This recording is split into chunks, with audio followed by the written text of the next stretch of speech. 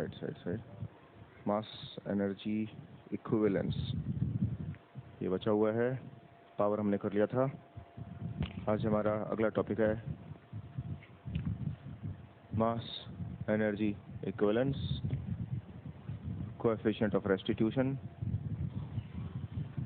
Collision, elastic and elastic.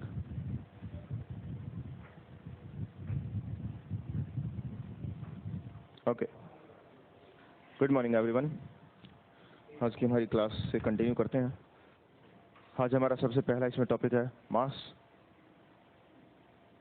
Energy equivalence. मास को हम बोलते हैं द्रव्यमान, एनर्जी को हम बोलते हैं ऊर्जा, इक्विवेलेंस समता। तो द्रव्यमान और ऊर्जा ये दोनों के दोनों एक ही चीज हैं। इस चीज के रिगार्डिंग ये अपना टॉपिक है मास एनर्जी इक्विवेलेंस। आप लोगों ने कभी ये सुना होगा E=mc², ये फॉर्मूला। टेक्निकली ये फॉर्मूला बहुत ही सिंप्लीफाइड वर्जन है, असली फॉर्मूला इससे ज़्यादा कॉम्प्लिकेटेड है, बट ठीक है, what the hell, we can adjust anything according to this. तो ये जो बेसिक सा फॉर्मूला है ये बोलता है कि कुछ एनर्जी कुछ मास के इक्विवेलेंट होती है, उसके समान होती है। तो ये दोनों आपस में इक्वल कैसे हैं वो समझते हैं। जैसे मान लीजिए मेरे पास कोई डब्बा है, इस डब्बे का वजन है 3 किलोग्राम। इस डब्बे का मैंने धूप में रख दिया, तो धूप में सूरज की रोशनी से इसके ऊपर कुछ गर्मी पड़ी, और गर्मी पड़ने से कुछ इसका टेम्परेचर बढ़ गया।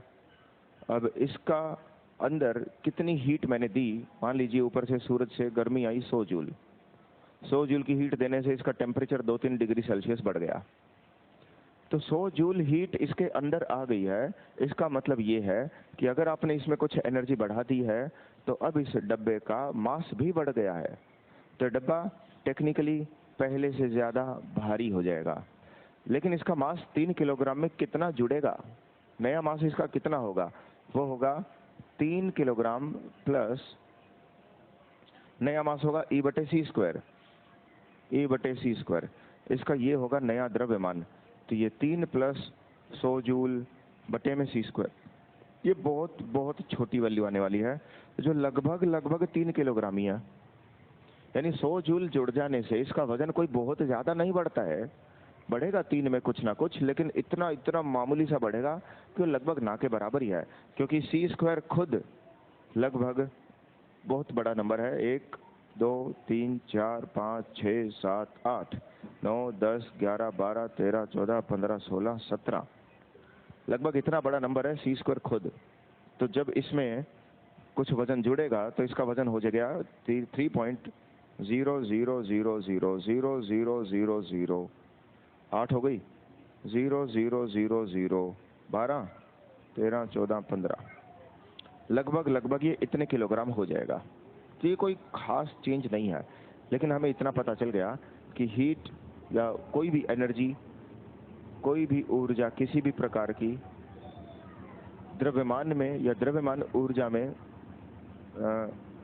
उसके इक्विवेलेंट उसको माना जा सकता है। ठीक है, सो दैट्स वन थिंग। इससे मैं ये भी बोल सकता हूँ कि जब कोई चीज़ अपने अंदर से एनर्जी निकालती है, यानी ऊर्जा निकालती है, तो कहीं ना कहीं वो हल्की भी होती है। इट गेट्स लाइटर, वो पहले से हल्की हो जाती है। जब कोई चीज़ ऊर्जा अवशोषित करती है, एब्जॉर्ब करती है, इट गेट्स हैवियर, वो भारी हो जाती है। तो हमारा सूरज पिछले करोड़ों सालों से रोशनी दे रहा है, तो सूरज का वजन धीरे धीरे कम होता ही जा रहा है। ठीक है, तो एक वो चीज़ है जो आपको पता होनी चाहिए, E=mc²। अब मास एनर्जी इक्विवेलेंस, ये जो फॉर्मूला E=mc² है, ये सबसे पहले आइंस्टीन ने दिया था। कब दिया था वो भी याद रखना जरूरी है, 1905। ज़्यादातर चीज़ों का ईयर याद रखना आवश्यक नहीं होता है, लेकिन आइंस्टाइन का एक यही साल है जिसका ईयर याद रखना आवश्यक है। सन 1905 को चमत्कारी वर्ष कहते हैं। ये इसके उपलक्ष्य में 100 साल के बाद सन 2005 में पूरी दुनिया भर में मनाया गया था इंटरनेशनल ईयर ऑफ फिजिक्स, अंतर्राष्ट्रीय भौतिक विज्ञान वर्ष। तो वो आइंस्टाइन की ही 1905 की कुछ 3-4 थ्योरीज के सम्मान में 100 साल के बाद मनाया गया था। तो ये ईयर याद रखना जरूरी है। अभी इक्वल टू mc² काम आता है बहुत जगह पर। फॉर एग्जाम्पल एटम बॉम्ब बनाने में, परमाणु बम में जितनी भी एनर्जी निकलती है वो इक्वल टू mc² के अनुसार होती है। न्यूक्लियर रिएक्टर्स में, नाभिकीय संयंत्रों में बिजली बनाई जाती है, वो इक्वल टू mc² के हिसाब से चलती है। हमारा सूर्य जो ऊर्जा देता है, इतने करोड़ों सालों से लाइट देता जा रहा है, वो इक्वल टू mc² के हिसाब से चलता है। कुछ नेचुरल न्यूक्लियर रिएक्टर्स भी होते हैं, हालांकि वो बहुत रेयर होते हैं, उनमें भी बिजली ऐसे ही बनती है। लगभग हर उस जगह जहां द्रव्यमान को नष्ट करके ऊर्जा बनाई जाती है, वो इक्वल टू mc² के अनुसार ही चलता है। ठीक है, तो एक ये छोटी सी चीज है। ये टॉपिक अपना हो गया, आज छोटा टॉपिक था। अगला टॉपिक हमारा इसमें है द कोएफिशिएंट ऑफ रेस्टिट्यूशन। इसे मिटाने से पहले आपको लिखने का 1 सेकंड का समय देता हूं। मुकुल बोलते हैं सर वीडियो कट रही है, चेक कर लेंगे उसे। Sonu good morning, Nadeem good morning, Lucky, Sanjivani, Abhishek, K S. Kushwaha good morning, Shiv sir smart लग रहे हो, थैंक यू शिव। सुनील भाभी जी ठीक है सर, आज तो नहीं लड़ाई, नहीं रोज रोज नहीं होती है, कभी कभी का अच्छा रहता है। दीपक मस्त हो रहा है सर आपका class. Sunil Manish sir GS special 5 लेना चाहते प्लीज दिलवा दीजिए। अब तो मुझे नहीं लगता कि जीएस स्पेशल 5 आपको मिलेगा, अब तो जीएस स्पेशल 7 भी आ चुका है, तो नया बैच लेना ज़्यादा प्रेफरेबल है, शुरू से पढ़िए। हिमांशु सर एनटीपीसी तक हो जाएगा syllabus, please tell me. I will try my best कि आपके ज़्यादा से ज़्यादा टॉपिक एनटीपीसी तक करा दूं, लेकिन आपका सिलेबस एनटीपीसी के एग्जाम से पहले फिनिश नहीं होगा, पर मैक्सिमम टॉपिक्स कवर कराने की कोशिश करूंगा। गुड मॉर्निंग, रेन हो रही है खुशवा भाई, दिल्ली में भी रेन हो रही है, अच्छा लग रहा है, बारिश बहुत अच्छी होती है। सुनील सर आप बहुत अच्छा पढ़ाते हैं सर, बहुत अच्छा लगा सुनील ये सुन के।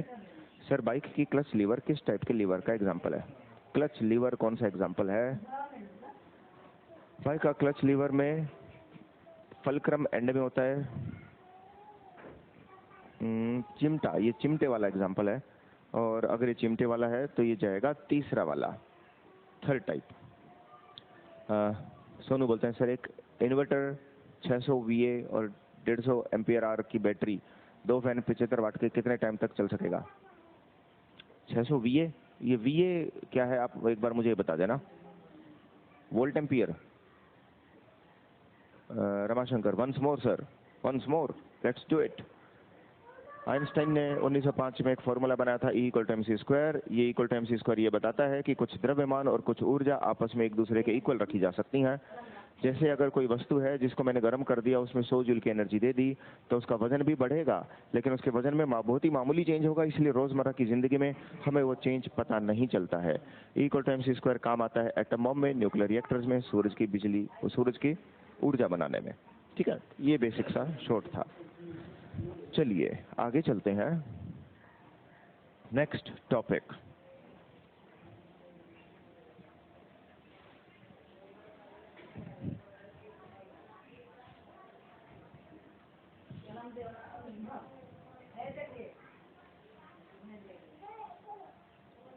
कोएफिशिएंट ऑफ रेस्टिट्यूशन, प्रत्यायन गुणांक, इसे हम E से रिप्रेजेंट करते हैं। देखिए प्रत्यायन गुणांक क्या है? E = speed of going away upon में स्पीड ऑफ कमिंग क्लोज। देखिए दो वस्तुएं हैं, एक ये ऑब्जेक्ट है, एक ये ऑब्जेक्ट है, ये दोनों वस्तुएं एक दूसरे के करीब आई, टकरा के दूर चली गई, कोई बहुत बड़ी बात नहीं। वो एक दूसरे के करीब कितनी स्पीड से आई वो हम नीचे लिखेंगे, वो एक दूसरे से टकरा कर कितनी स्पीड से दूर गई वो हम ऊपर लिखेंगे, और फिर हमें एक फॉर्मूला मिलेगा, उनका अनुपात के बाद जो आंसर आएगा वो है द कोएफिशिएंट ऑफ रेस्टिट्यूशन।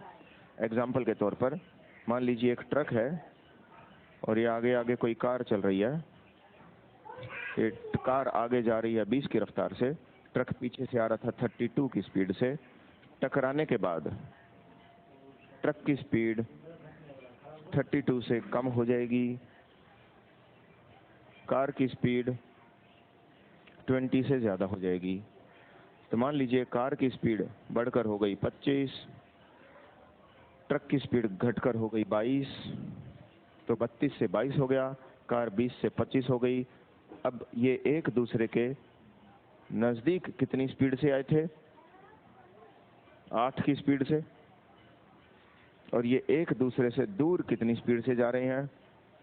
3 की स्पीड से। तो यहाँ पर 3/8 आपका coefficient of restitution.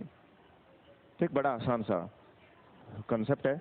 Coefficient of restitution का मतलब यही है कि चीज़ दूर जा रही है कितनी स्पीड से, वो ऊपर लिख लो, नज़दीक आ रही है कितनी स्पीड से, वो नीचे लिख लो, रेशियो ले लो, अपना आंसर आ गया। ठीक है। सोनू, 600 वाट इन्वर्टर, 600 वाट का इन्वर्टर है, 150 एम्पियर आर की बैटरी है, तो 2 पंखे 75 वाट के कितने टाइम तक चलेंगे?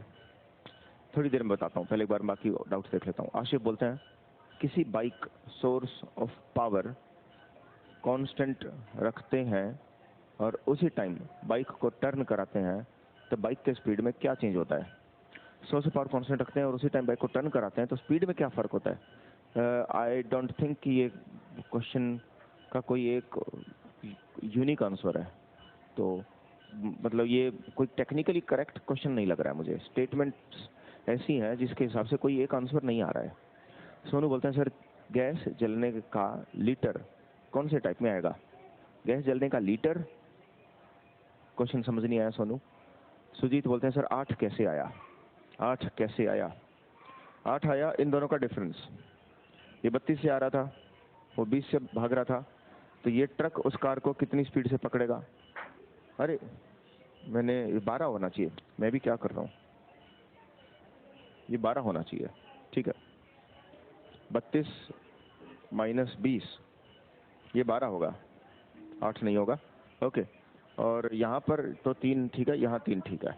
ओके, तो ये आंसर कितना बना? 1/4, 0.25, 0.25 अपना आंसर है। ठीक है, 12 होगा, माई मिस्टेक। चलो तो आगे चलते हैं, इसे मैं मिटा देता हूँ।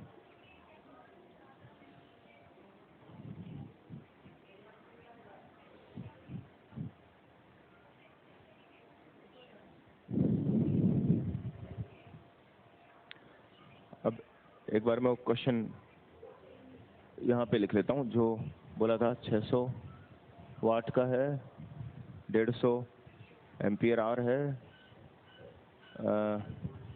2 फैन है 75 वाट के, मतलब 150 वाट के फैन है, कितने टाइम तक चलेंगे? ठीक है, मैंने साइड में लिख लिया, पीछे में जब आप लोग नोट कर रहे होंगे तब करेंगे उसे। अभी मैं अगला टॉपिक शुरू कर रहा हूँ, द कोलिजन। कोलिजन हिंदी में हम इसे बोलते हैं संघट्ट। बेसिकली इसका मतलब होता है टक्कर। तो 2 चीजें जो आपस में टकराती हैं तो कैसे क्या क्या सीन है। तो कोलिजन का मतलब है 2 चीजों का आपस में टकराना, कोई बहुत बड़ी बात नहीं। जैसे ये कोई ऑब्जेक्ट है, ये दूसरा ऑब्जेक्ट है, ये आया और टकराया, फिर दूसरा आगे चला गया। आप कैरम बोर्ड खेलते हैं, कोई एक गिट्टी है दूसरे से टकराती है, चीजें इधर उधर बिखर जाती हैं, तो वो कोलिजन्स हैं। लेकिन हमेशा फिजिकल कांटेक्ट हो कोलिजन में, ये जरूरी नहीं है। जैसे ये है सूरज और ये दूर से कोई आया कॉमेट, कोई धूमकेतु सूरज का चक्कर काट के चला गया, वो भी कोलिजन के कंसेप्ट से सोल्व किए जा सकते हैं। ऐसे ही मान लीजिए ये कोई मैग्नेट है नॉर्थ साउथ, और यहाँ से एक मैग्नेट आ रही थी नॉर्थ साउथ, ये मैग्नेट इधर आ रही थी, ये आई और इससे बिना टकराए दूर से रिपेल होकर वापस भाग गई, ये भी कोलिजन कहलाएगा। हालांकि इसमें कोई फिजिकल कांटेक्ट नहीं हुआ है, लेकिन वो भी कोलिजन कहलाता है। ऐसे ही ये मान लीजिए कोई आदमी है, ये रस्सी खींच रहा है, ये वहां से कोई आदमी है, ये रस्सी खींच रहा है, बीच में इन दोनों की रस्सी है, रस्साकसी की वो स्पोर्ट्स हो रहे हैं। तो ऐसे में ये भी कोलिजन कहला सकता है। कोई भी 2 ऑब्जेक्ट्स आपस में जब इंटरेक्ट करते हैं किसी भी तरीके से, वो इंटरेक्शन यूजुअली कोलिजन के तहत गिना जा सकता है।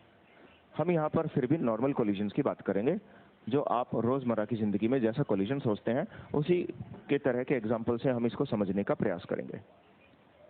कोलिजन मुख्यतः दो तरह के होते हैं। एक होता है इलास्टिक कोलिजन्स, हिंदी में हम इसे बोलते हैं प्रत्यास्थ संघट्ट।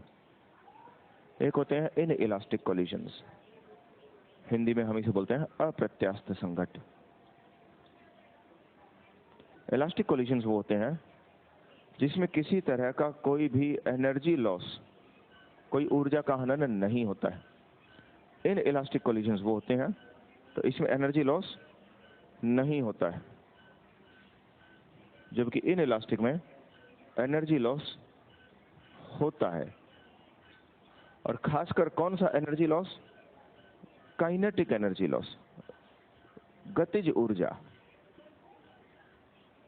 गतिज ऊर्जा का कोई हनन नहीं होगा, यहां गतिज ऊर्जा का हनन होगा। तो अगर काइनेटिक एनर्जी खत्म हो रही है तो ये बात तो पक्की है कि उसके अलावा कोई दूसरी एनर्जी बनेगी। उसमें कोई हीट एनर्जी बन सकती है, साउंड एनर्जी बन सकती है, लाइट एनर्जी बन सकती है, क्योंकि टोटल जो कंजर्वेशन ऑफ एनर्जी है, ऊर्जा का संरक्षण है, उसका तो उल्लंघन नहीं हो सकता। लेकिन फिर भी काइनेटिक एनर्जी का लॉस होगा या नहीं होगा, उस आधार पर हम इसको इलास्टिक या इन इलास्टिक कोलिजन बोल सकते हैं। तो यहाँ पर दो वस्तुएं आई, कोई वस्तु ए और वस्तु बी, ये दोनों आपस में टकराई। उनकी पहले कुछ काइनेटिक एनर्जी थी, टकराने के बाद उनकी गतिज ऊर्जा कुछ और हो गई, लेकिन टोटल ए प्लस बी जितना था, सी प्लस डी टोटल उतना ही है, टोटल चेंज नहीं होता। कुल मिला के गतिज ऊर्जा दोनों की टोटल पहले जितनी थी, कुल काइनेटिक एनर्जी यानी गतिज ऊर्जा टकराने के बाद भी उतनी ही रहेगी, तो हम बोलते हैं इट्स इलास्टिक कोलिजन। लेकिन अगर टकराने के बाद कुछ काइनेटिक एनर्जी, गतिज ऊर्जा नई वाली काइनेटिक एनर्जी से डिफरेंट हुई, इसका मतलब कुछ ना कुछ वेस्टेज हुआ है और वो एनर्जी कहीं ना कहीं हीट या साउंड में गई है। तो अब मैं इनमें एक टेबल बना रहा हूं और डिफरेंस लिखूंगा कि कैसे कैसे क्या क्या अंतर होता है। इलास्टिक और इनइलास्टिक को टेबल बना के दाएं बाएं करेंगे। यहाँ तो कोई खास डाउट? नदी बोलते हैं सर स्पीड 22 और 25 कैसे हो गई? नदी मैंने एग्जाम्पल मान लिया कि टकराने के बाद अगर इतनी हो जाए तो, वो मैंने कैलकुलेट नहीं किया था, ऐसे ही एग्जाम्पल मर्जी से माना था। सोनू बोलते हैं गैस का लेटर, गैस का लेटर। गौरव बोलते हैं सर ई से डिनोट क्यों किया जाता है? ई से डिनोट किया जाता है, इसका अगर रीजन पूछ रहे हैं तो मुझे नहीं पता। आशिफ बोलते हैं बाइक के मैग्नीट्यूड ऑफ एक्सेलरेशन कांस्टेंट है, ठीक है, और बाइक टर्न होता है तो तब स्पीड में क्या चेंज होगा? तो स्पीड बढ़ेगी। अगर बाइक टर्न हो रही है और अगर एक्सेलरेशन कांस्टेंट है तो स्पीड या तो बढ़ेगी या घटेगी, लेकिन स्पीड चेंज जरूर होगी। स्पीड कांस्टेंट नहीं हो सकती है और वो शेप पैराबोला बनेगा। तो आशिफ आपके क्वेश्चन का जो आंसर है वो ये है कि वो ऑब्जेक्ट अब पैराबोला में जाएगा, परवलय में, और ऐसे में स्पीड या तो कम होगी या ज्यादा होगी, लेकिन सेम नहीं रहेगी। Dhanraj good morning. Dhanraj late हो गया, कोई बात नहीं, चलो मैं टेबल बना देता हूँ।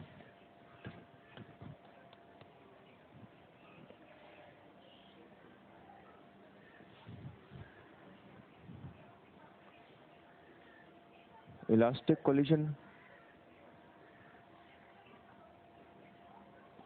प्रत्यास्थ संघट्ट, इन इलास्टिक कोलिजन, अप्रत्यास्थ संघट्ट। सबसे पहली चीज ई। ई का मतलब द कोएफिशिएंट ऑफ रेस्टिट्यूशन, प्रत्यायन गुणांक। इलास्टिक कोलिजन में उसकी वैल्यू हमेशा 1 होती है अगर वो परफेक्टली इलास्टिक कोलिजन है, पूर्णतया प्रत्यास्थ संघट्ट। और अगर वो परफेक्टली इन इलास्टिक कोलिजन है तो हमेशा उसकी वैल्यू 0 होती है। अब दुनिया में कोई भी परफेक्टली इलास्टिक या परफेक्टली इन इलास्टिक कोलिजन होते नहीं है, तो दरअसल वास्तव में ई की वैल्यू हमेशा 1 और 0 के बीच में रहती है। अगर वो 1 या 0 बन गया तो परफेक्टली इलास्टिक या इनइलास्टिक कहलाएगा, ठीक है। Second point, the conservation of momentum, संवेग का संरक्षण। कंजर्वेशन ऑफ मोमेंटम ये होता है कि यहां से कोई वस्तु आई जिसका वजन है m1 और उसकी स्पीड है u1, उसके आगे आगे दूसरी वस्तु चल रही है जिसका वजन है m2 और स्पीड है u2। जैसे हमारे उदाहरण में ये ट्रक चल रहा था और ये कार चल रही थी। टकराने के बाद ये वस्तु जिसका वजन m1 था उसकी स्पीड कुछ बदल के मान लीजिए v1 हो गई, और वो वस्तु, वो ऑब्जेक्ट जिसका वजन m2 था उसकी स्पीड बदल के मान लीजिए v2 हो गई। तो अब ऐसे में इसका मोमेंटम जितना था m1 u1 और इसका मोमेंटम जितना था m2 u2, इन दोनों का टोटल उतना ही होगा जितना इसका मोमेंटम m1 v1 और इसका मोमेंटम m2 v2 का टोटल होगा। और इस दौरान टोटल करते समय ये ऊपर जो तीर के निशान मैंने लगाए हैं 4, ये भुलाना अपराध है। ये याद से लगाना, ये लगाना भूलना नहीं, ठीक है। तो क्योंकि वेक्टर क्वांटिटीज हैं, सदिश राशियां हैं, और सदिश के हिसाब से इनको आपस में जोड़ा जाएगा। और टोटल मोमेंटम पहले जितना था, कुल संवेग बाद में भी इतना ही है। तो सवाल ये है, क्या इलास्टिक कोलिजन में कंजर्वेशन ऑफ मोमेंटम अप्लाई होता है? मैं कहूँगा यस, एप्लीकेबल होता है। क्या इन इलास्टिक कोलिजन यानी अप्रत्यास्थ संघट्ट में भी कंजर्वेशन ऑफ मोमेंटम अप्लाई होता है? मैं कहूँगा हाँ, बिल्कुल होता है। कंजर्वेशन ऑफ मोमेंटम यानी संवेग के संरक्षण का कोई अपवाद नहीं होता है। There is no exception. वो हमेशा लगेगा, हमेशा लगता रहा है, लगता रहेगा। इस पूरे ब्रह्मांड में, पूरे यूनिवर्स में अभी तक कोई ऐसा एक्सेप्शन नहीं मिला है जो कंजर्वेशन ऑफ मोमेंटम के विरुद्ध हो, जो उसके अगेंस्ट हो। तो ये दोनों में ही लगता है। इसके बाद मैं अब लगाऊंगा, मैं इसको मिटा देता हूं।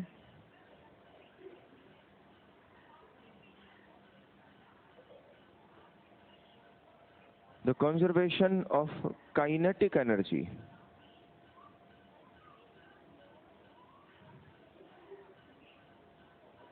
गतिज ऊर्जा का संरक्षण। The conservation of kinetic energy. क्या काइनेटिक एनर्जी का कंजर्वेशन लगेगा? अगर वो परफेक्टली इलास्टिक कोलिजन है तो हाँ, वो भी लगेगा। ये तो थोड़ी देर पहले बताया ही था कि टक्कर यानी संघट्ट दो प्रकार के हैं, प्रत्यास्थ और अप्रत्यास्थ। प्रत्यास्थ संघट्ट में गतिज ऊर्जा का संरक्षण लागू होता है, लेकिन इन इलास्टिक कोलिजन यानी अप्रत्यास्थ संघट्ट में वो लागू नहीं होता है। तो कंजर्वेशन ऑफ काइनेटिक एनर्जी का समीकरण यानी इक्वेशन क्या बनेगा? जैसे कंजर्वेशन ऑफ मोमेंटम, उसके लिए हमने ये इक्वेशन बना दी, ऐसे ही कंजर्वेशन ऑफ काइनेटिक एनर्जी, उसकी भी कोई इक्वेशन तो होनी चाहिए। तो उसका समीकरण, उसकी इक्वेशन मैं यहाँ नीचे लिख रहा हूँ। पहले ऑब्जेक्ट का काइनेटिक एनर्जी यानी गतिज ऊर्जा m1 u1 स्क्वायर्ड, दूसरे ऑब्जेक्ट की काइनेटिक एनर्जी यानी गतिज ऊर्जा m2 u2 स्क्वायर्ड, फिर पहले ऑब्जेक्ट की टक्कर के बाद m1 v1 स्क्वायर्ड, और दूसरे ऑब्जेक्ट की टक्कर के बाद m2 v2 स्क्वायर्ड। जितना टोटल पहले था उतना ही टोटल बाद में हो, तो टोटल गतिज ऊर्जा पहले जितनी थी बाद में उतनी ही हो, तो हम बोलते हैं कि कंजर्वेशन ऑफ काइनेटिक एनर्जी लगेगा। लेकिन इस पे ये इक्वेशन लागू नहीं होगी, चेंज होगा। इन इलास्टिक में वो इक्वेशन लागू नहीं होती है, इलास्टिक में ये इक्वल होंगे, ठीक है। इसके बाद अगला इसमें है द कंजर्वेशन ऑफ एनर्जी, ऊर्जा का संरक्षण। कि क्या कंजर्वेशन ऑफ एनर्जी अप्लाई होगा? कंजर्वेशन ऑफ एनर्जी मैंने पिछली क्लास में करवाया था, लास्ट के आधे घंटे में। उस टाइम मैंने आपको कुछ एग्जांपल्स भी दिए थे। एक पत्थर को अनंत दूरी पर फेंकना है तो कितनी स्पीड होनी चाहिए, कोई आदमी है ऊपर से फिसलते हुए आ रहा है, सर्कल कर रहा है, उसकी स्पीड ऊंची आई कम से कम कितनी होनी चाहिए, वो एग्जांपल्स हमने देखे थे। वो कंजर्वेशन ऑफ एनर्जी यानी ऊर्जा का संरक्षण है तो इसमें और इसमें फर्क समझो। ये है सिर्फ गतिज ऊर्जा का संरक्षण, ये है हर तरह की एनर्जीज का टोटल। तो ये वाला दोनों पर अप्लाई होगा, ये यहां भी अप्लाई होता है, यहां भी अप्लाई होता है, ये दोनों में अप्लाई होगा, कोई इशू नहीं है। यानी अगर काइनेटिक एनर्जी खत्म हो रही है तो कुछ हीट एनर्जी बन रही होगी, कुछ हीट एनर्जी खत्म हो रही है तो कुछ लाइट एनर्जी बन रही होगी, कुछ लाइट एनर्जी खत्म हो रही है तो कुछ साउंड एनर्जी बन रही होगी, लेकिन जो टोटल एनर्जी है वो कहीं खत्म नहीं होती है। ठीक है। इसके बाद अगर एनर्जी लॉस होता है, ऊर्जा का हनन होता है यहाँ पर, तो किस रूप में हो सकता है? साउंड हो सकती है, ध्वनि निकल जाए, लाइट हो सकती है, प्रकाश आ जाए, हीट हो सकती है, ऊष्मा आ जाए, वगैरह वगैरह, और भी कई हो सकते हैं। तो किसी न किसी रूप में वो एनर्जी निकलेगी। लेकिन यहाँ पर इस बात की अब पक्की गारंटी है, there will be no sound, no light, no heat. जैसे सूरज है तो सूरज के चारों तरफ कॉमेट बस घूम के चला गया और मुझे कोई टकराने की आवाज नहीं आएगी, कोई रोशनी पैदा नहीं होगी। पर अगर आप कोई पत्थर रोड पे देके मारो तो टकराने से आवाज आएगी, रोशनी पैदा होगी, हीट पैदा होगी।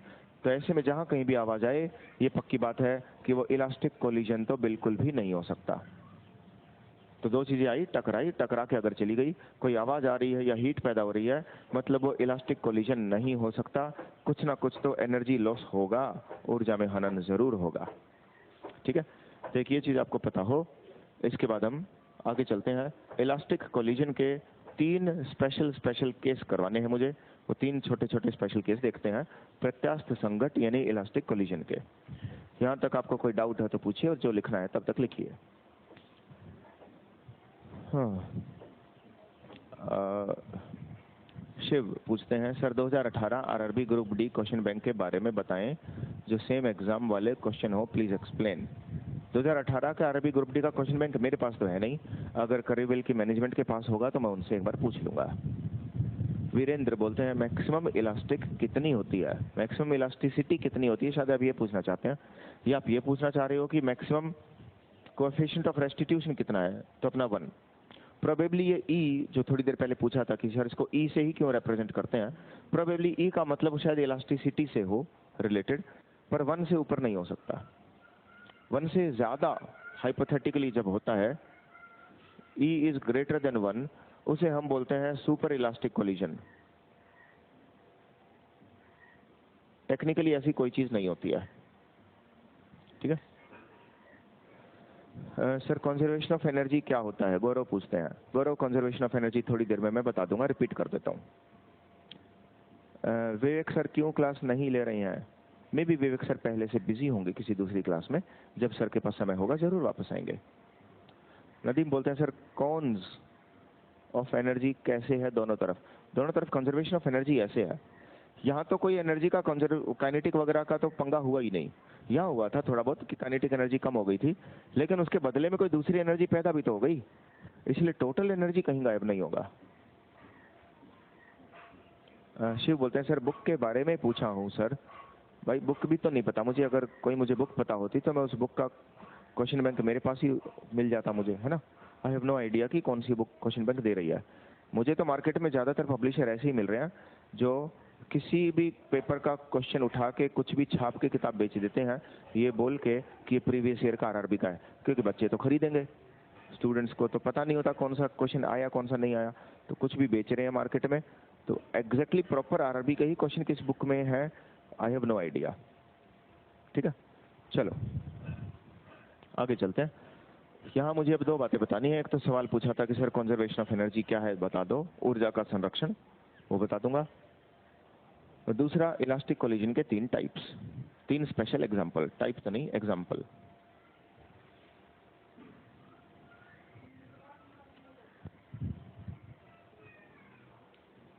सबसे पहले मैं कंजर्वेशन ऑफ एनर्जी एक बार फिर से बता रहा हूं शॉर्ट में।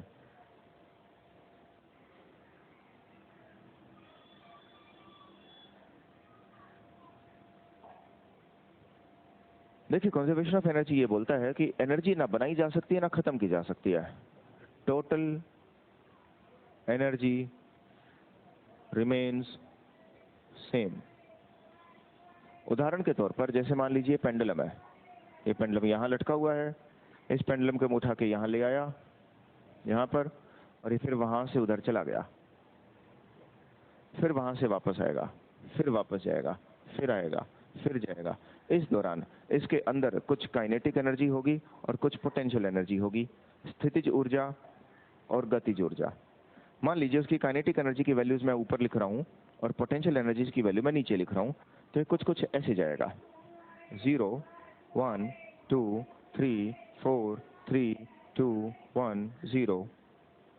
पोटेंशियल एनर्जी यानी स्थितिज ऊर्जा कुछ कुछ ऐसे जाएगा, 10 9 8 7 6 7 6 7 8 9 10। लेकिन जरा टोटल देखो, टोटल यहाँ पर 10 है, टोटल यहाँ 10 है, टोटल यहाँ पे 10 है, टोटल यहाँ पर 10 है, टोटल यहाँ भी 10 है, यहाँ भी टोटल 10 है।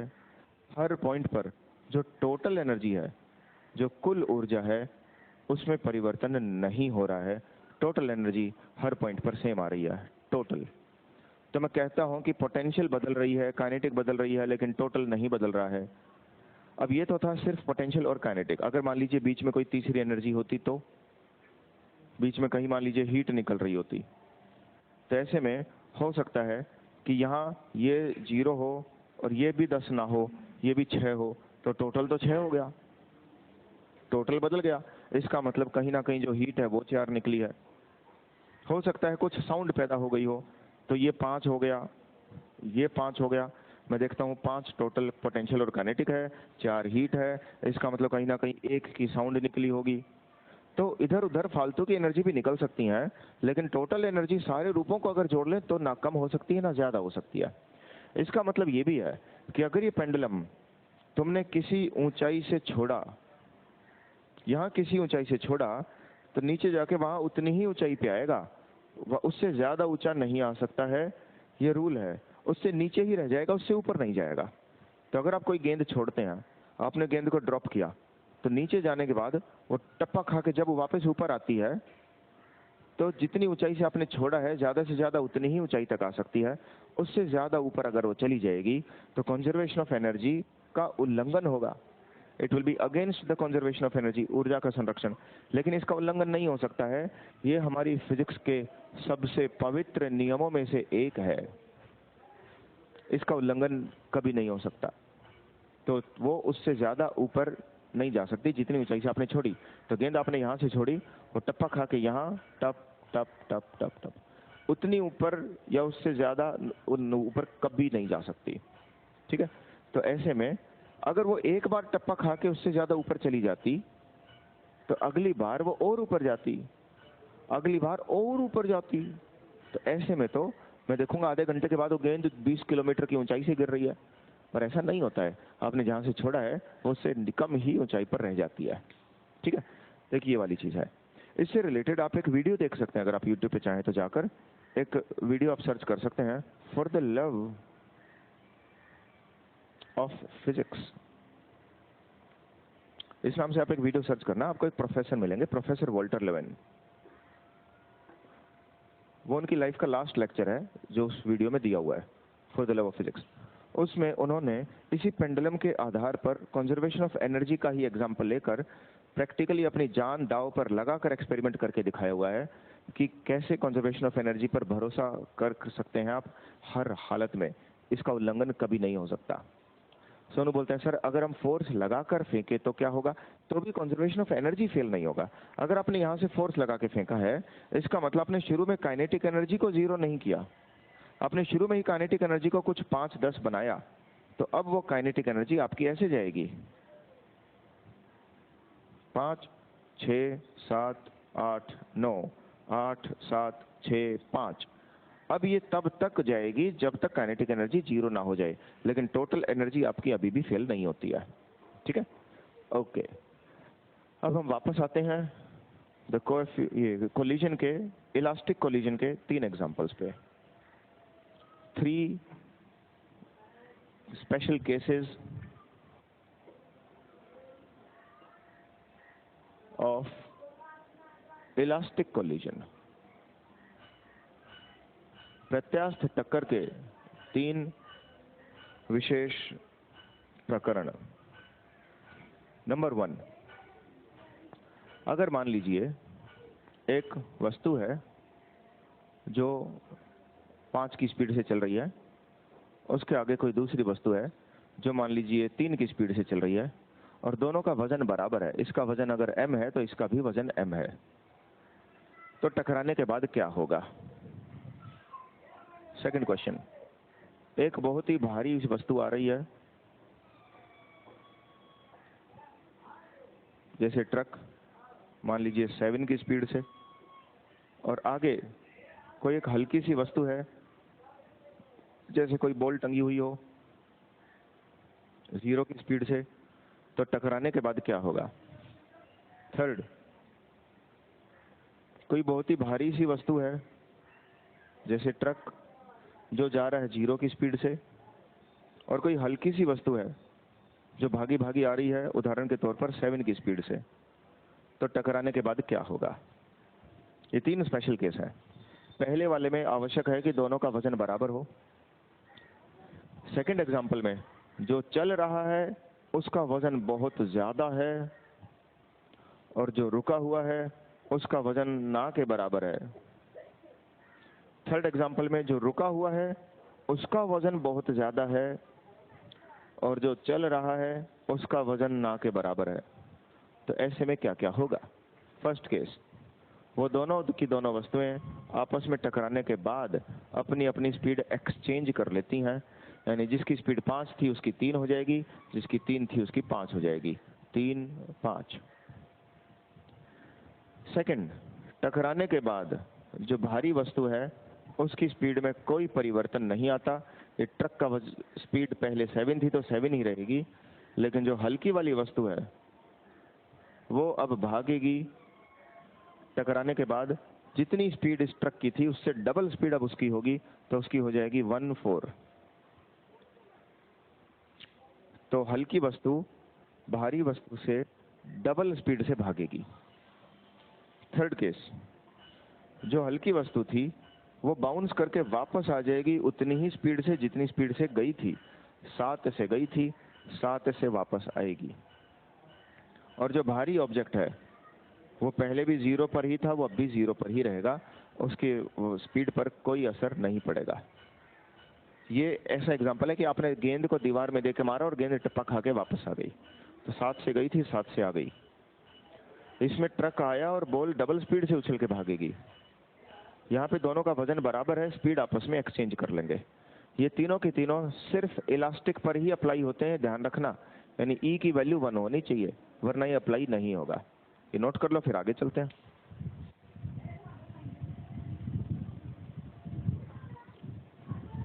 हाँ, भास्कर पूछते हैं, सर आप सिर्फ यही पढ़ाते हैं? मैं समझा नहीं। आप सिर्फ, या तो ये बोल रहे हैं कि आप सिर्फ यही सब्जेक्ट पढ़ाते हैं क्या, सिर्फ फिजिक्स? या आप पूछ रहे हैं आप सिर्फ यही पढ़ाते हैं कि सिर्फ करियर विल में पढ़ाते हैं? आपका तो इसलिए आपका क्वेश्चन क्लियर नहीं हुआ मुझे भास्कर, थक गया। नदीम पूछते हैं, सर ग्रुप डी के लिए कौन सी बुक अच्छी है? क्या बताऊं मैं ऐसे सवालों का जवाब दे दे के थक जाता हूं मैं। भाई आप लोग किसी एक एग्जाम की तैयारी करोगे तो जिंदगी में सिर्फ उसी एक एग्जाम के अंदर फंसे रह जाओगे। आप अपनी प्रिपरेशन इस हिसाब से मत किया करो कि ग्रुप डी के लिए कौन सी बुक लूं, एसएससी सीजीएल के लिए कौन सी लूं, सीडीएस के लिए कौन सी लूं। ऐसे करोगे तो 50 बार तैयारी करोगे, पेपर एक भी क्लियर नहीं होगा। एक बार तैयारी करो, वो हर सब्जेक्ट अपना इतना स्ट्रांग बना लो, चाहे वो हिस्ट्री हो, चाहे साइंस हो, चाहे पॉलिटी हो, चाहे मैथ हो, कि एक बार तैयारी करने के बाद सिलेक्शन जिंदगी में बार बार लेते रहो। हर एग्जाम क्रैक मार दो, हर एग्जाम। तो उसके लिए आप ये कभी मत पूछो कि ग्रुप डी के लिए कौन सी बुक अच्छी है। आप मुझसे ये पूछो, सर साइंस के लिए कौन सी बुक पढ़ सकता हूँ, सर हिस्ट्री के लिए कौन सी बुक पढ़ सकता हूँ, सर मैथ के लिए किस बुक से तैयारी करनी चाहिए। ऐसे करो, सब्जेक्ट के ऊपर एक्सपर्टीज लो, ना कि एग्जाम के ऊपर। ठीक है? तो आप और वो भी मुझसे आप सिर्फ मेरी सब्जेक्ट का पूछ लो कि मैं फिजिक्स पढ़ाता हूँ, मैं फिजिक्स का गाइडेंस दे दूंगा, कोई दूसरा टीचर कोई और पढ़ाता है वो उसका गाइडेंस दे देगा, वरना ऐसे पेपर क्लियर नहीं होता है। बहुत स्टूडेंट्स आते हैं, तैयारी करते हैं, चले जाते हैं, एग्ज़ाम क्लियर नहीं होते हैं, और क्योंकि उन लोगों को सलाह देने वाले भी वही होते हैं जो खुद 5-6 सालों से तैयारी कर रहे हैं, जिनका खुद का पेपर नहीं निकला आज तक। ठीक है, मैं आप लोगों को एक बड़े भाई की तरह सलाह दे रहा हूँ। मैं एग्ज़ाम क्रैक कर चुका हूँ, मैं एग्ज़ाम बहुतों के क्रैक करवा चुका हूँ, मैं कई सालों से पढ़ा रहा हूँ, तो मुझे पता है कि आपके लिए बेस्ट क्या है। आपके लिए ये बिल्कुल भी सही नहीं रहेगा कि आप अलग अलग एग्ज़ाम की तैयारी करो। आपके लिए बेस्ट ये रहेगा कि आप अलग अलग सब्जेक्ट को एक्सपर्टीज लो, सब्जेक्ट वाइज तैयारी करो, एग्ज़ाम वाइज नहीं। ठीक है। राकेश बोलते हैं सर और कितना टॉपिक बचा है। राकेश, आपके ऐप में एक पीडीएफ अपलोड कर रखी है मैंने, आप उस पीडीएफ में जाके टॉपिक्स की लिस्ट देख सकते हैं कि कौन कौन से हो गए हैं और कौन कौन से बचे हैं। गौरव बोलते हैं सर लेक्चर हिंदी में है या इंग्लिश में। गौरव वो लेक्चर इंग्लिश में है भाई। जमील बोलते हैं Nitin sir love you love you Jameel. Sir आपकी बुक हिंदी आएगी। नहीं जमील, मेरी बुक अभी तक हिंदी में नहीं आई है। सोनू सर अगर कोई क्रिकेटर बॉल हिट करता है तो उसमें इलास्टिक होगा। वेल वो इलास्टिक नहीं होता है क्योंकि बॉल हिट करते ही आवाज़ आपको सुनाई देती है। अगर क्रिकेट बैट के बॉल के टकराने की आवाज़ आप नहीं सुन पा रहे हैं तो इलास्टिक हो सकता था, लेकिन वो इलास्टिक नहीं है क्योंकि आवाज़ तो आ ही रही है। नदीम बोलते हैं okay sir I will try in future. I am happy to know that Nadeem. Rakesh sir next chapter please, I will be very helpful, it will be very helpful for अभी। चलो अगला चैप्टर ऑप्टिक्स ले लेंगे, कोई प्रॉब्लम नहीं है। ठीक है सर, आपकी हिंदी की बुक कब तक आएगी। No idea. Rizvi you are best teacher sir, thank you Rizvi. चलो आगे चलते हैं।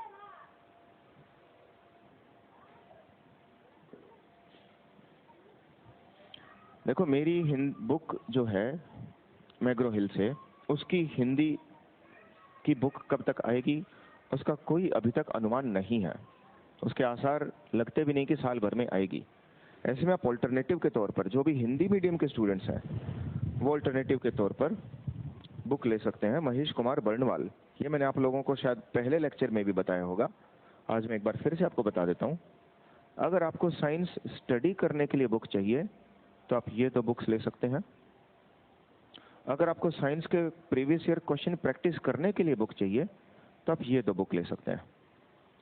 स्टडी करने के लिए अगर आप इंग्लिश में हैं तो आप मेरी किताब ले सकते हैं। अपनी किताब रेकमेंड करना अच्छा नहीं लगता, लेकिन मैंने वो बेस्ट लिखी ही है ऐसे मान के चलो, है ना, क्योंकि उससे बेटर बुक मेरे को फिर मार्केट में मिली नहीं, तभी मैंने वो लिखी। तो आप इस नाम से सर्च कर सकते हैं, मैग्रो हिल एसएससी साइंस। हालांकि वो नाम एसएससी साइंस है पर आपको सीडीएस सीपीएफ और बाकी वनडे एग्जाम्स में भी हेल्प करेगी। ठीक है, और उसका ऑथर नितिन ग्रेवाल यानी मैं। अगर आप हिंदी मीडियम के स्टूडेंट्स हैं तो आप ये बुक ले सकते हैं, महेश बर्णवाल, ये ऑथर है महेश बर्णवाल, और इसका पब्लिशर है Cosmos publications.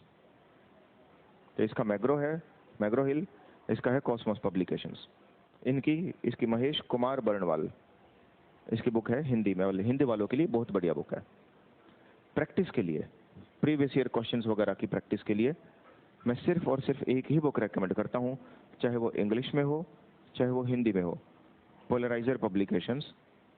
Polarizer Publications English Hindi.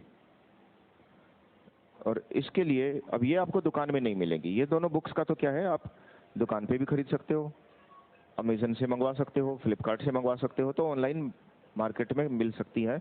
और आप उसकी हार्ड कॉपी जब मंगवाओगे आपके घर में किताब पहुंच जाएगी। इनका सिर्फ सॉफ्ट कॉपी आती है, यानी आपको सिर्फ उसका ई बुक मिलेगा।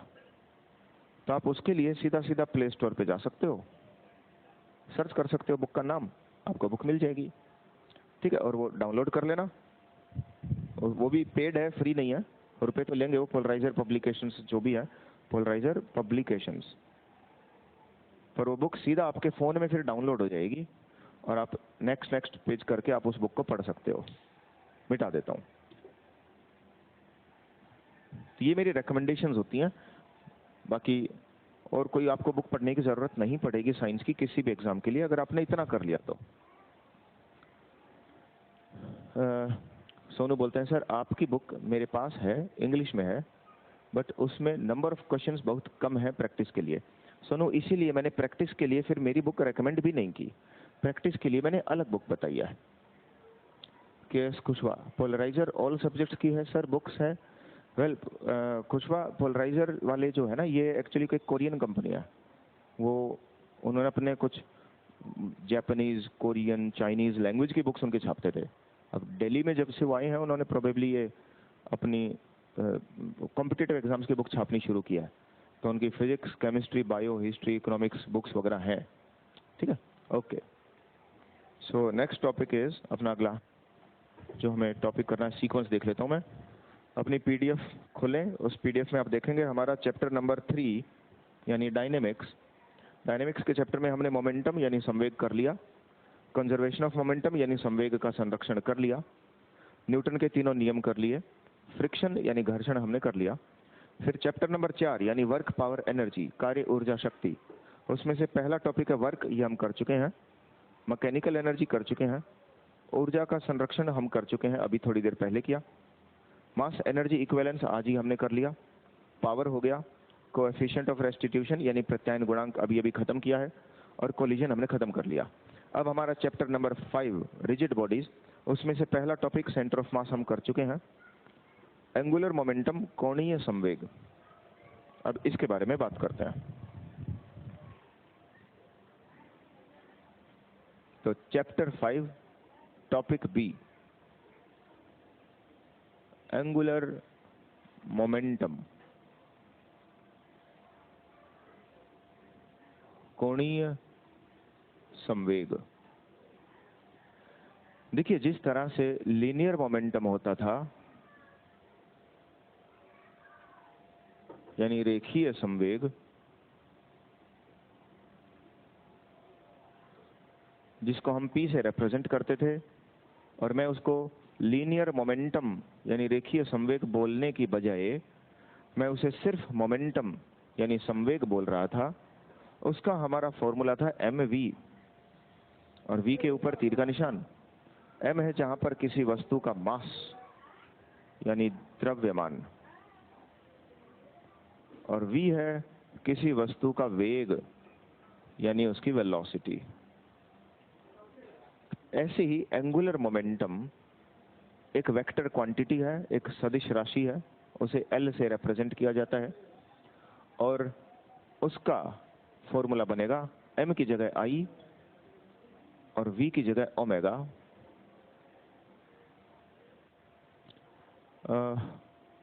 दृष्टि की बुक एक बार देखना सर। दृष्टि की बुक मैंने देखी है, वो कंटेंट बहुत रिपीटेटिव टाइप का है, मतलब कॉपी पेस्ट होता है ना, किसी किताब का उठा के कॉपी कर लिया, पेस्ट कर दिया, छाप दिया, वैसा है।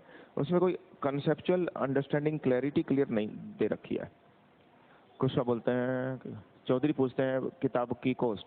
भाई किताब की कॉस्ट तो आप नेट पे जाके देख लो ना, जब आप खरीदने लगोगे तो कॉस्ट दिखेगी सामने। आप अभी से मेरे से क्यों पूछ रहे हो कॉस्ट? कॉस्ट तो चेंज होती रहती है, मैं कोई किताब बेचने वाला थोड़ी हूँ, है ना। ओके, तो अब इसमें जो आई है इसे हम बोलते हैं द मोमेंट ऑफ इनर्शिया, जड़त्व का आघूर्ण। और ये जो ओमेगा है इसे हम बोलते हैं द एंगुलर वेलोसिटी, कोणीय वेग। इसमें एक चीज मैंने आपको ये भी नोटिस करने को कही थी कि वेक्टर कौन सा है और स्केलर कौन सा है। मोमेंटम वेक्टर क्वांटिटी, सदिश राशि। मास स्केलर क्वांटिटी, अदिश राशि। वेलोसिटी वेक्टर क्वांटिटी, सदिश राशि। L angular momentum vector quantity है, सदिश राशि है। आई टेंसर क्वांटिटी है, ये ना वेक्टर है ना स्केलर है, ये टेंसर है। Omega angular velocity, vector quantity है, सदिश राशि है। तो ऊपर तीर जहां लग गया वो सभी वेक्टर्स हैं, इनमें ये स्केलर है वो टेंसर है। ठीक है, मोमेंट ऑफ इनर्शिया, जड़त्व का आघूर्ण। अब आई, ये एल का फॉर्मूला वो ठीक तो है, लेकिन जब कोई वस्तु पॉइंट साइज होती है, अब पॉइंट साइज दुनिया में कोई चीज होती नहीं है। पॉइंट साइज सिर्फ हम मान लेते हैं जब किसी वस्तु को दूर से देखा जाता है। तो सीन फ्रॉम वेरी फार, जब किसी वस्तु को बहुत दूर से देखते हैं तो उसे एक पॉइंट साइज ऑब्जेक्ट बोल सकते हैं। तो क्या पृथ्वी यानी धरती पॉइंट साइज है? नहीं, धरती बहुत बड़ी है। धरती का कोई पॉइंट, एक छोटा पॉइंट तो है नहीं धरती। धरती बहुत बड़ी है, लेकिन अगर मैं धरती को करोड़ों किलोमीटर दूर से देखूंगा तो पॉइंट लगेगा। तो ये होगा सूरज, और सूरज के चारों तरफ ये धरती घूम रही होगी, तो अब मैं धरती को भी पॉइंट साइज बोल सकता हूँ। ऐसे ही क्या कोई ट्रेन पॉइंट साइज ऑब्जेक्ट होता है? नहीं, ट्रेन एक लंबी मशीन है, लेकिन जब कोई ट्रेन एक शहर से किसी दूसरे शहर तक जाती है, ये दिल्ली से ट्रेन चली और ये मुंबई पहुंची, तो उस समय मैं उस ट्रेन को पॉइंट साइज मान सकता हूं, क्योंकि उस तुलना में वो ट्रेन की लंबाई ना के बराबर है। तो जब कोई वस्तु पॉइंट साइज होता है और जब वो किसी सर्कल में घूमता है, ऐसे में उसका एंगुलर मोमेंटम निकालने का एक और तरीका होता है।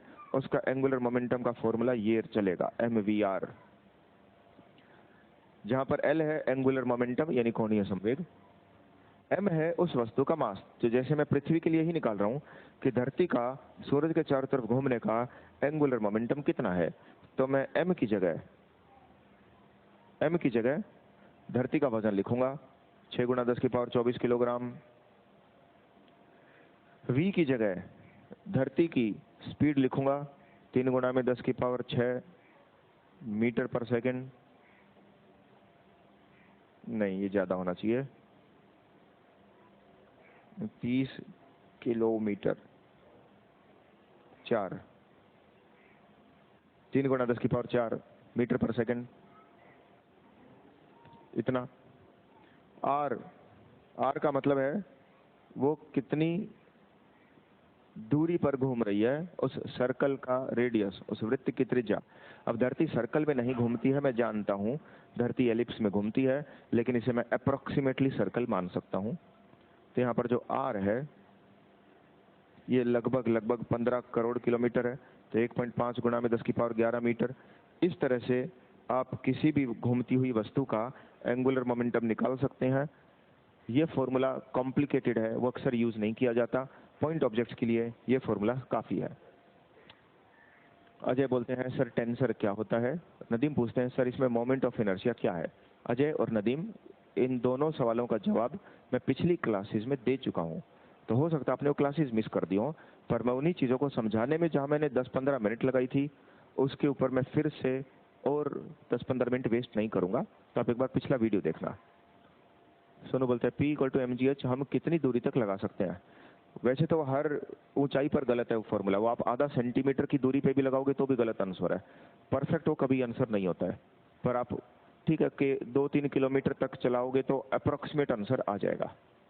ठीक है, एनीवे, तो एंगुलर मोमेंटम ये फंडा है, आपको ये फॉर्मूला याद रखना है एंगुलर मोमेंटम का, इसमें और कोई खास काम की बात नहीं। अब इनमें से जो आई ओमेगा है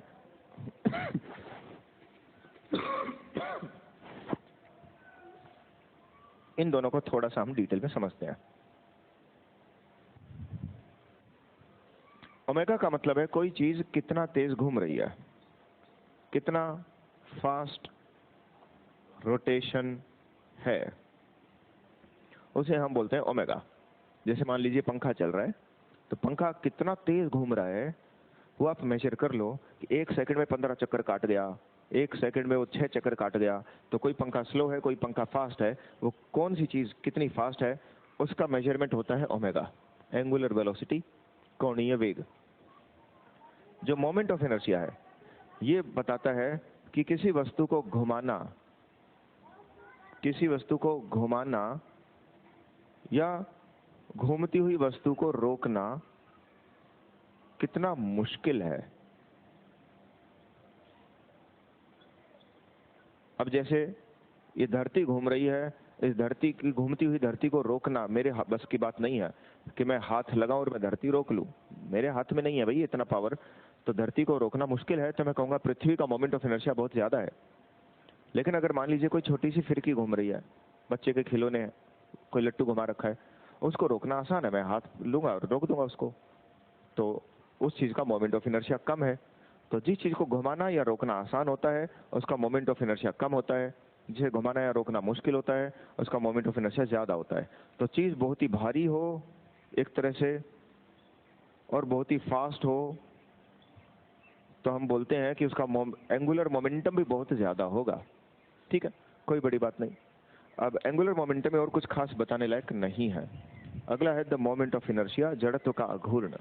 इस मोमेंट ऑफ इनर्शिया को अब और डिटेल में देखते हैं। आई देखिए, हर चीज का अपना अपना एक मोमेंट ऑफ इनर्शिया होता है। कुछ कॉमन चीजें ऐसी हैं जिसका मोमेंट ऑफ इनर्शिया हमें याद होना चाहिए। जैसे मान लीजिए कोई पत्थर है जो सर्कल में घूम रहा है, तो आपने एक पत्थर को धागे से बांधा और धागे से बांध के आपने इस पत्थर को गोल गोल घुमाया, वो घूम घूम के सर्कल में जा रहा है, तो उसकी स्पीड है मान लीजिए v।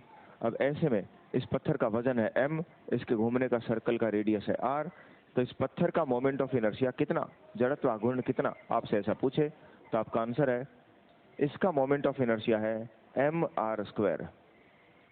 यानी वो इस बात पर निर्भर करेगा कि पत्थर का वजन कितना था, भारी है तो ज्यादा होगा, हल्का है तो कम होगा, लेकिन वो इस बात पर भी निर्भर करेगा कि वो कितने बड़े सर्कल में घूम रहा है। रेडियस जितना ज्यादा मोमेंट ऑफ इनर्शिया उतना ज्यादा, रेडियस जितना कम मोमेंट ऑफ इनर्शिया उतना कम। ये हो गया 4 पॉइंट ऑब्जेक्ट, किसी बिंदु वस्तु के लिए। सेकंड, फॉर अ रिंग, एक रिंग है, एक छल्ला है या एक कड़ा है, इस तरह से।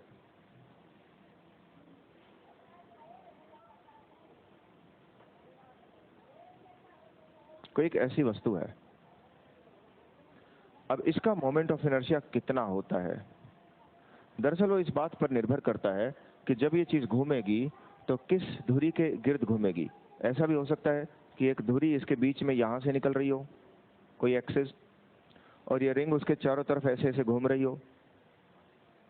ऐसा भी हो सकता है कि कोई एक्सिस यहां से गुजर रही हो, यानी यहां से मैंने इसमें बीच में से एक छेद किया और उसके अंदर से एक तार निकाला, और इस तार के, अब ये तार ना हो मान लीजिए, इस रिंग के यहां से एक तार निकाला और इस तार के चारों तरफ ये रिंग ऐसे ऐसे गोल गोल घूम रही हो। तो दरअसल वस्तु किस धुरी पर घूम रही है उस पर निर्भर करता है उसका मोमेंट ऑफ इनर्शिया। वो ये भी हो सकता है कि वो तार मैंने यहाँ से ऐसे निकाल रखा हो इसके अंदर से, और यहाँ से ऐसे निकल के आया, और ये फिर छल्ला ऐसे ऐसे घूम रहा है। तो हर दिशा में उसका मोमेंट ऑफ इनर्शिया अलग अलग हो सकता है। सेंटर से जो धुरी गुजरती है, जो एक्सिस बीच में से गुजरती है, उस पर मोमेंट ऑफ इनर्शिया हमेशा मिनिमम होगा, न्यूनतम, और वो होगा फिलहाल mr², जहां पर m का मतलब है इस पूरी की पूरी रिंग का वजन, इसका द्रव्यमान, और r का मतलब है इस रिंग का, इस छल्ले का रेडियस यानी त्रिज्या कितनी है। तीसरा, फॉर डिस्क। अब डिस्क एक ऐसा ही चकला है, रिंग के जैसा ही, लेकिन रिंग बीच में से खोखली होती है, डिस्क बीच में से भी भरी होती है। तो उसमें भी अब मोमेंट ऑफ इनर्शिया कितना होगा वो इस बात पर निर्भर करेगा कि धुरी यहाँ से जा रही है या यहाँ से जा रही है या यहाँ से जा रही है या ऐसे जा रही है, उन बातों पे डिपेंड करेगा। पेपर में एक क्वेश्चन ऐसे आ चुका है, moment of inertia depends upon, किस पर निर्भर करती है। पहला ऑप्शन किसी वस्तु के द्रव्यमान पे, मास, तो वो तो अपना आंसर है ही, बिल्कुल सही आंसर है, क्योंकि m तो फॉर्मूले में आ ही रहा है। दूसरा, it depends upon the axis of rotation, कि धुरी कहाँ है, कि धुरी बीच में है कि साइड में है कि टेढ़ी है, उस बात पर निर्भर करेगा, अक्ष कहाँ है। तीसरा, द मास डिस्ट्रीब्यूशन, यानी जो द्रव्यमान है उसका वितरण कैसे है, उसको डिस्ट्रीब्यूट कैसे किया है, कहाँ पर मास है। जैसे यहाँ पर इसका मास डिस्ट्रीब्यूशन है, पूरा का पूरा वजन सिर्फ बाहर ही बाहर है, बीच में बिल्कुल भी वजन नहीं है, बीच में खोखला है, जबकि बीच में भी भरा हुआ है, वजन हर तरफ फैला हुआ है। तो इसका मोमेंट ऑफ इनर्शिया mr² हो गया, इसका मोमेंट ऑफ इनर्शिया mr²/2 हो गया। दोनों का फॉर्मूला अलग अलग है, बेशक दोनों का वजन बराबर था, m और m, दोनों का रेडियस बराबर है, r और r, दोनों पे एक्सिस बीच में से ही गुजर रही है, लेकिन फिर भी दोनों का मोमेंट ऑफ इनर्शिया बराबर नहीं है, क्योंकि मास डिस्ट्रीब्यूशन यानी द्रव्यमान का फैलाव अलग अलग तरीके से किया गया है। और चौथा ऑप्शन था ऑल ऑफ दीज। तो ऑल ऑफ दीज अपना आंसर यहां पर आएगा, ये तीनों पर निर्भर करता है। ठीक है। फिर ऐसे ही एक है hollow cylinder. Hollow cylinder, hollow cylinder के लिए मैं अभी जगह बनाऊंगा बोर्ड पे, तो उसको ऊपर ये सब मिटा के ऊपर से लिखना शुरू करूंगा। कुछ मोमेंट ऑफ इनर्शिया आपको लिखने हैं, इससे चाहे तो नोट कर लें, तब तक मैं आपके डाउट्स देखता हूं।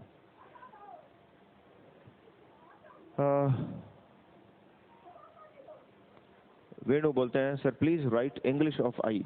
इंग्लिश ऑफ आई, आई की इंग्लिश ये है द मोमेंट ऑफ इनर्शिया, इसे मोमेंट ऑफ इनर्शिया बोलते हैं।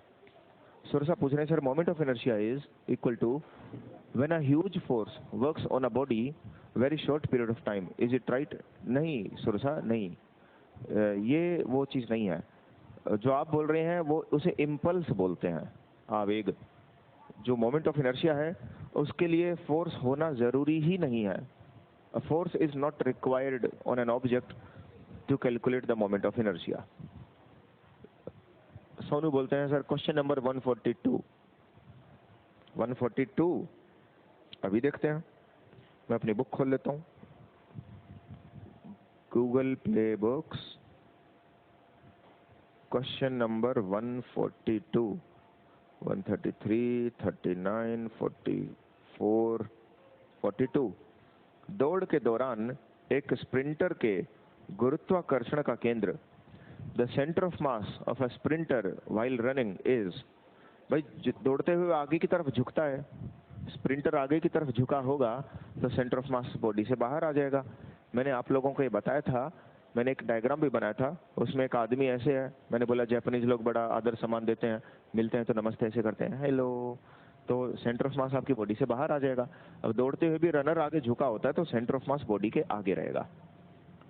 सोनू बोलता है सर स्प्रिंटर वर्ड समझ नहीं आया।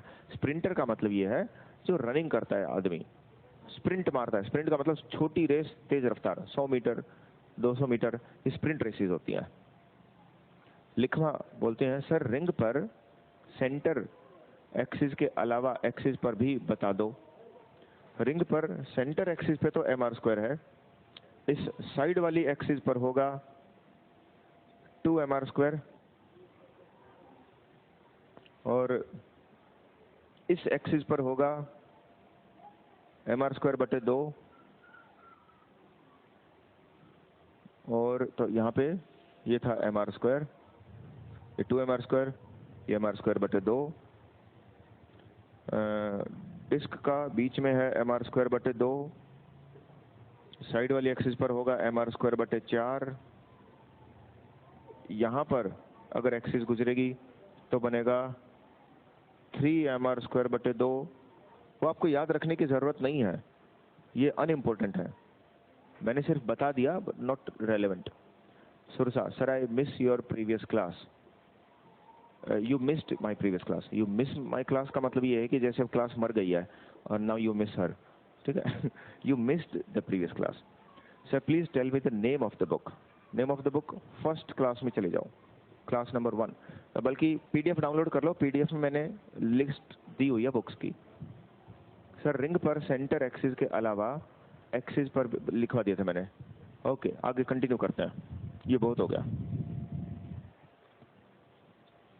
3 हो गए अभी तक, अब चौथा।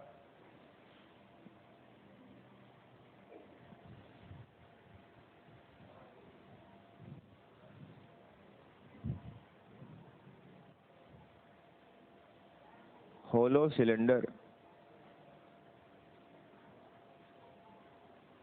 होलो सिलेंडर एक खोखला सिलेंडर है।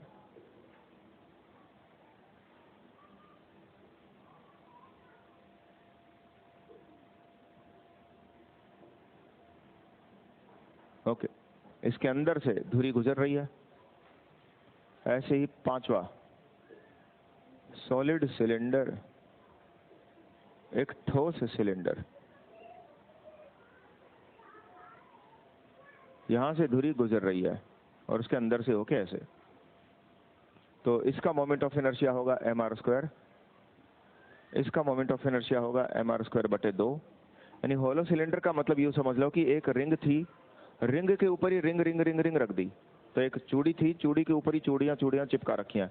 तो अंदर से तो पूरा खोखला है वो सिलेंडर एक तरह से, और यहाँ पे एक चकला था और चकले के ऊपर ही बहुत सारे चकले रख दिए एक दूसरे के ऊपर, तो पूरा सॉलिड सिलेंडर बन गया।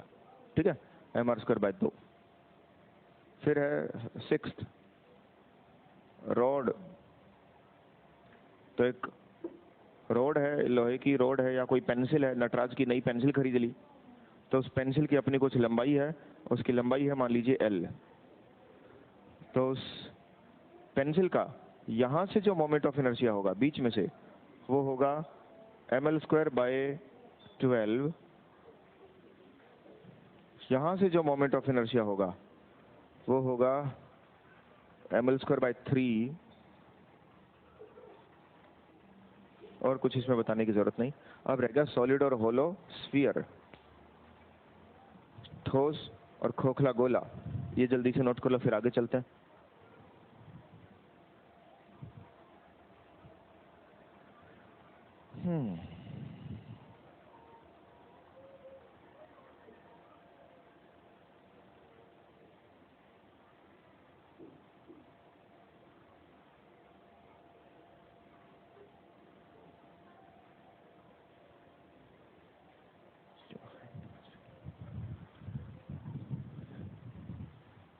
ये कमेंट्स नीचे चले गए, एक बार कमेंट्स ऊपर करना, शायद वो माउस स्क्रॉल हो गया।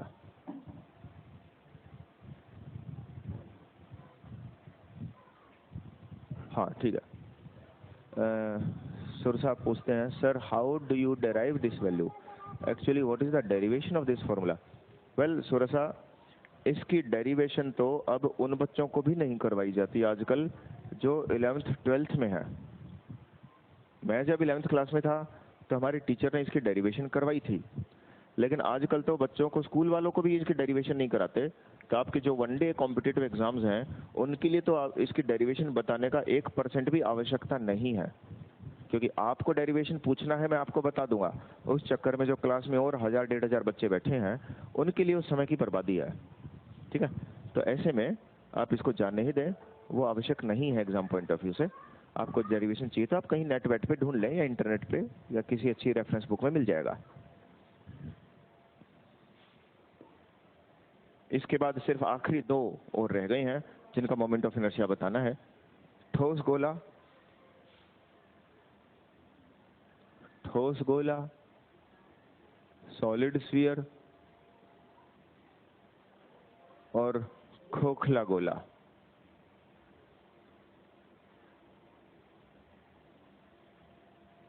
होलो स्फीयर।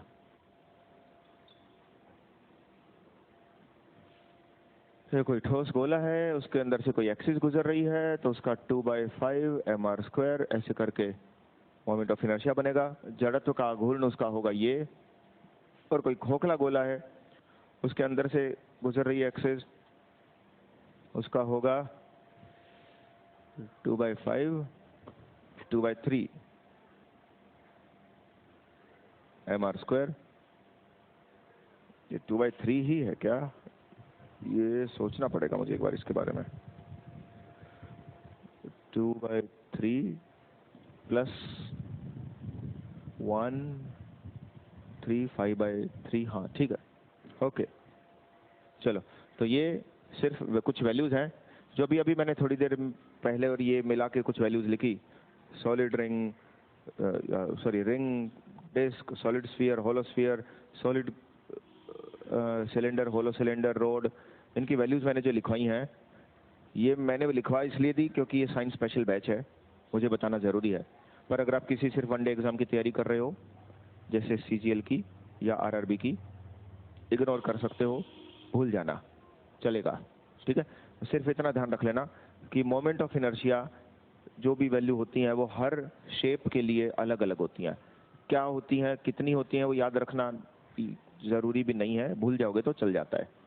ठीक है, ओके। अगली चीज है इसमें, the conservation of angular momentum, कोणीय संवेग का संरक्षण।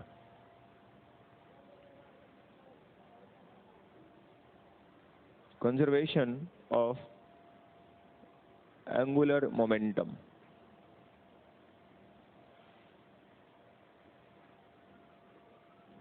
कोणीय संवेग का संरक्षण।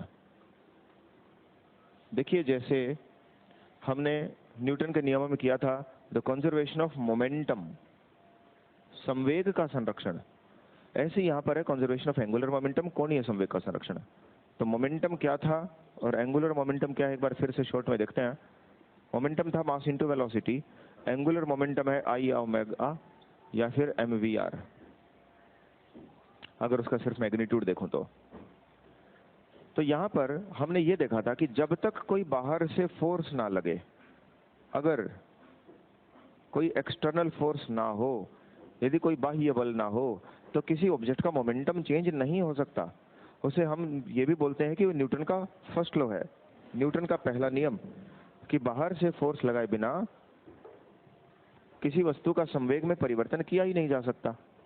ऐसे ही यहां पर होता है कि जब तक आप बाहर से वस्तु पर टॉर्क नहीं लगाएंगे, उस पर टॉर्क ना हो, बलाघूर्ण ना हो, तब तक उसका कोणीय संवेग बदल नहीं सकता, एंगुलर मोमेंटम चेंज नहीं हो सकता। तो टॉर्क को हम हिंदी में बोलते हैं बलाघूर्ण और फोर्स को हम हिंदी में बोलते हैं बल। बल नहीं लगाओगे तो मोमेंटम नहीं बदलेगा, बलाघूर्ण नहीं लगाओगे तो एंगुलर मोमेंटम नहीं बदलेगा। इसका मतलब हो सकता है किसी का मास ज्यादा हो पर उसकी वेलोसिटी कम होगी, लेकिन किसी का मास कम हो तो वेलोसिटी ज्यादा होगी पर मोमेंटम सेम रहेगा। ऐसे ही अगर आई बढ़ गया तो ओमेगा घट जाएगा, अगर आई घट गया तो ओमेगा बढ़ जाएगा।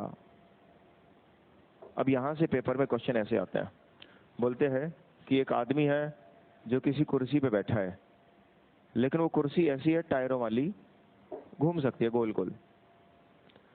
वो जब आदमी कुर्सी पे गोल गोल घूम रहा है, घूमते घूमते जब वो अपने हाथ बाहर कर लेगा तो एकदम से कुर्सी स्लो हो जाती है घूमना, और जब हाथ अंदर कर लेगा तो कुर्सी का घूमना फास्ट हो जाता है। ऐसा क्यों?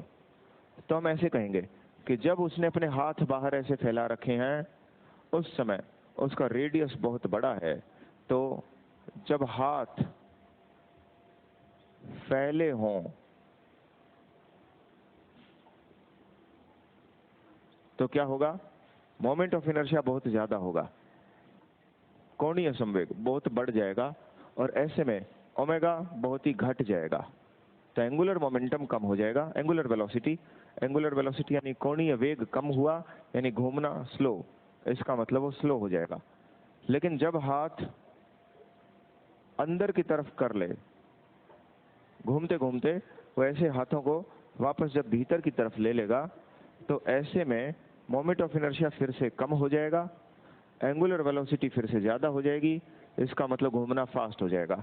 तो हम उसे कंजर्वेशन ऑफ एंगुलर मोमेंटम के आधार पर ही समझा सकते हैं, इसका और कोई आसान एक्सप्लेनेशन नहीं है।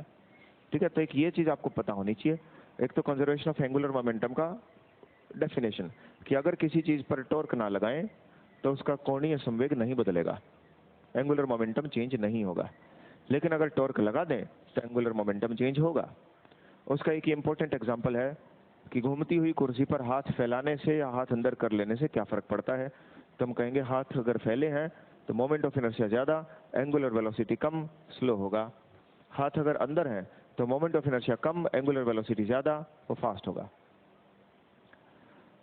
अब्दुल बोलते हैं sir today class going over my head. भाई क्लास अब्दुल आज की क्लास है ही डिफिकल्ट, ये टॉपिक इतना डिफिकल्ट है कि ये बिना मैथमेटिक्स के करा नहीं सकते, और मैथमेटिक्स में यूज कर नहीं सकता क्लास में क्योंकि बहुत सारे आर्ट्स कॉमर्स वाले भी बैठे हैं, तो ये ऊपर से जाता ही है। इसमें एग्जाम्पल रट लेना बस, है ना। सनी बोलते हैं सर वीडियो ऑफलाइन होने के बाद स्पीडोमीटर नहीं लगाते, कभी टाइम बाद, काफी टाइम बाद लगाते हैं, आप एक बार बोल देना। सनी भाई स्पीडोमीटर लगता है 24 घंटे के अंदर, तो वीडियो लॉन्च होने के 24 घंटे के बाद लगता है, तो इतना जल्दी नहीं लगता, तो हमेशा 24 घंटे का तो वेट आपको करना ही पड़ेगा। चलो, तो कंजर्वेशन ऑफ एंगुलर मोमेंटम का टॉपिक मैंने आपको करा दिया। अब इसके बाद हमारा कोई टॉपिक इसमें बचा है इस चैप्टर में। ये चैप्टर में से क्वेश्चन कम आते हैं और मेहनत इसमें ज़्यादा है, इसलिए हम इस चैप्टर में ज़्यादा नहीं पढ़ेंगे। नहीं तो ये टॉपिक खूब पूरा हो गया, अब ये चैप्टर खत्म हो गया। हमें अब अगला चैप्टर करना है ग्रेविटेशन, गुरुत्वाकर्षण।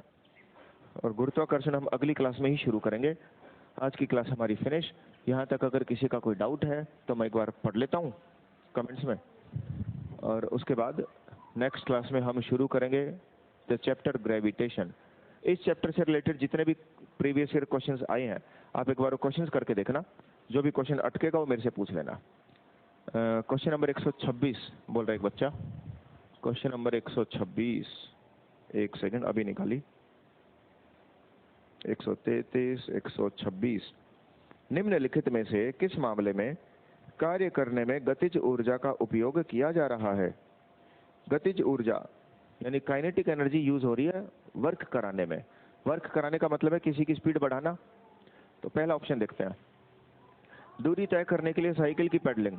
साइकिल की पेडलिंग में आप एनर्जी लगाते हैं मस्कुलर एनर्जी, मांसपेशीय ऊर्जा, ना कि काइनेटिक एनर्जी। दूसरा है दूरी तय करने के लिए कार चलाना। कार चलाने में आप पेट्रोल खर्च करते हैं, वो है केमिकल एनर्जी। तीसरा है पवन चक्की द्वारा गेहूं के दाने को पीसना। पवन चक्की में आप हवा की विंड एनर्जी यानी काइनेटिक एनर्जी का यूज करते हैं, तो सी अपना आंसर सही है।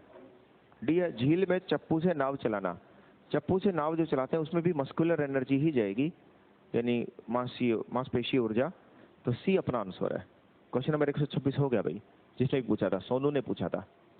शिव शंकर नमस्कार सर। बालकृष्णा, एंगुलर और इनर्शिया तो प्रोडक्ट में है, तो आई इंक्रीज होने पर एंगुलर डिक्रीज कैसे? क्योंकि दोनों का जब प्रोडक्ट है और वो कांस्टेंट आना है। जैसे मान लीजिए मैं बोलता हूँ 5 गुणा में 4 इज इक्वल टू 20, और अगर ये 5 की जगह 4 हो गया तो उसको 4 की जगह 5 होना ही पड़ेगा, क्योंकि जो प्रोडक्ट है वो चेंज नहीं हो सकता। तो यहाँ पर ये था L, ये था I, ये था ओमेगा। ये 5 है तो इसको 4 होना है, ये अगर 4 हो गया तो इसको 5 होना है। एक घटेगा तो दूसरा बढ़ेगा, लेकिन प्रोडक्ट सेम रहेगा। ठीक है, चलो सर, कौन से चैप्टर से ज्यादा क्वेश्चन आते हैं? सबसे ज्यादा क्वेश्चन आते हैं ऑप्टिक्स से।